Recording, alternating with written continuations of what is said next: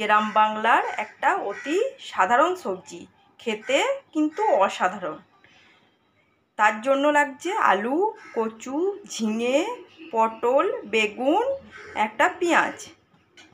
আর মশলার জন্য লাগছে জিরে, সইষে, আদা, রসুন আর কাঁচা লঙ্কা, শুকনো লঙ্কা। সেই জন্যে কড়াইয়ে দিয়ে দিলাম সরষের তেল। আর লাগছে ক পিস রুই মাছ।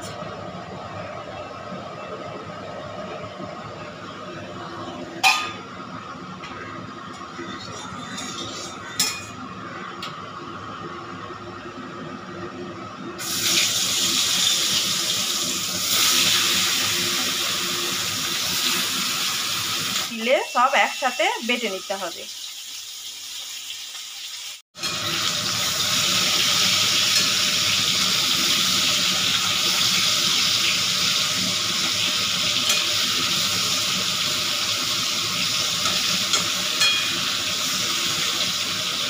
মাছ গোটা আমার ভাজা হয়ে গেছে। মাছ গোটাকে উঠিয়ে নিতে হবে। মাছ ভাজার তেলেই দিয়ে দিতে হবে আমাকে সব সবজি, পেঁয়াজও একসাথে।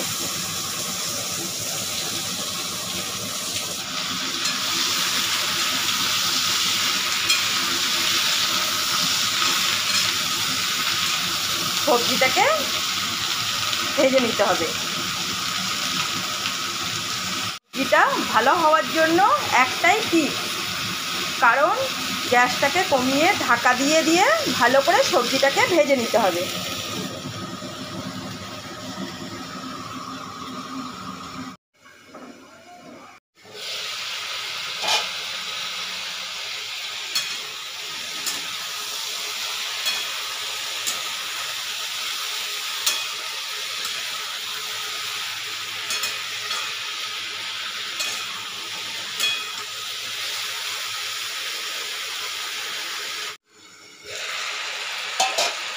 ঢেকে ঢেকে সবজিটা আমি ভেজে নিলাম।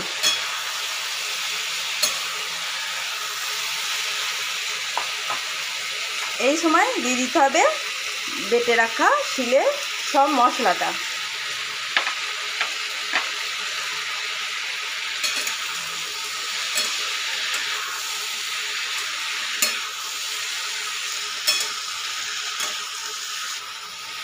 ফের সবজির সাথে মশলাটাকেও ভেজে নিতে হবে।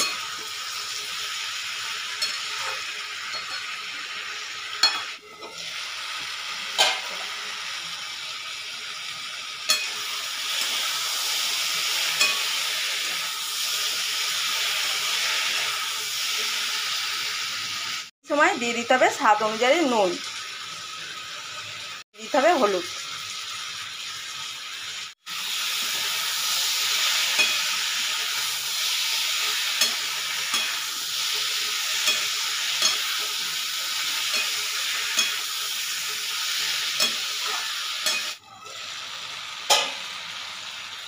মশলাটা ভাজা হয়েছে বুঝবেন কী করে?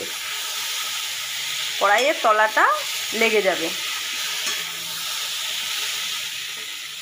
এই অবস্থায় দিয়ে দিতে হবে পরিমাণ মতন জল।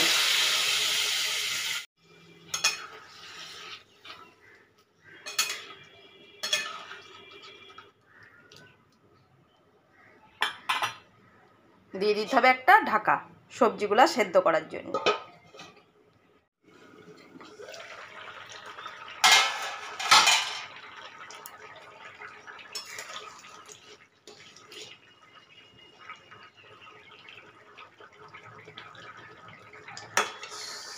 সবজিগুলো আমার অর্ধেক সেদ্ধ হয়ে গেছে। এই সময় দিয়ে দিতে হবে ভেজে রাখা মাছ।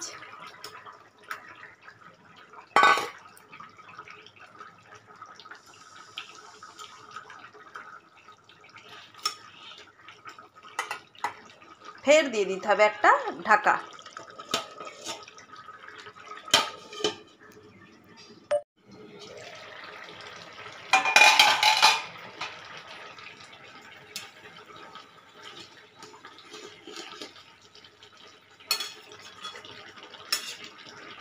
ঝালের জলটা পুরো শুকিয়ে যাবে।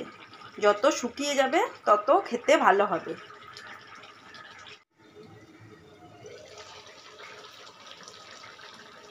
দেখুন জলটা আমার শুকিয়ে এসেছে।